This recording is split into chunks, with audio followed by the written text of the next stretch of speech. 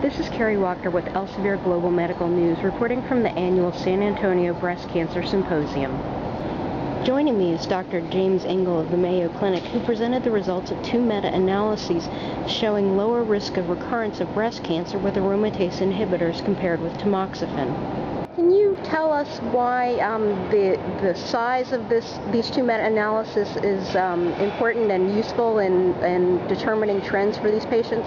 Yeah, the meta-analysis process is really important because it brings together the totality of the randomized clinical trials in both these settings. And what has been identified in the past is that this meta-analysis process allows us to gain more insights, more information than we could from any of the individual trials alone. Now, back when the Early Breast Cancer Trialists Collaborative Group was started, back in the mid-'80s, clinical trials were much smaller.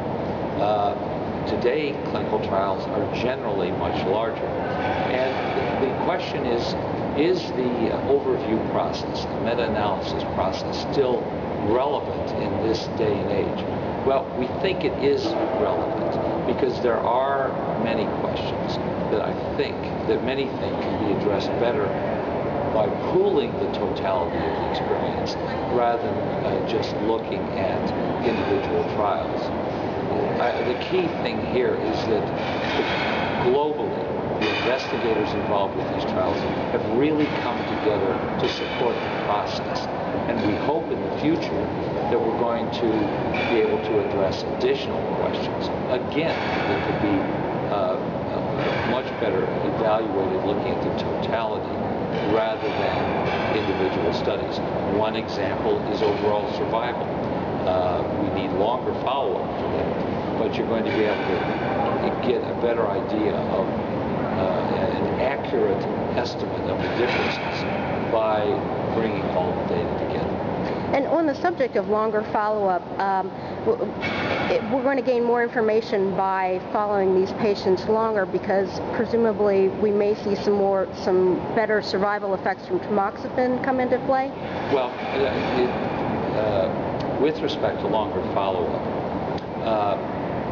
we have the most experience with tamoxifen, and there's good data out to 15 years. If you look at the pattern of change in overall survival, that is, the studies that compare tamoxifen versus nothing, at 5 years there was an indication of improved survival, but it wasn't until we get out to 15 years that we saw the full value of tamoxifen, at least in terms of its effect on breast cancer mortality versus no treatment. Now, with the aromatase inhibitors, at this point in time, the follow-up is still relatively short. We don't have a lot of firm information beyond 5 years. So that's why it will be important that the follow-up continue so that we can give better answers to these important questions in the future. Because this information should allow doctors to understand the relative benefits of different approaches better than could be obtained from a single study alone. This is Carrie Walker with Elsevier Global Medical News in San Antonio.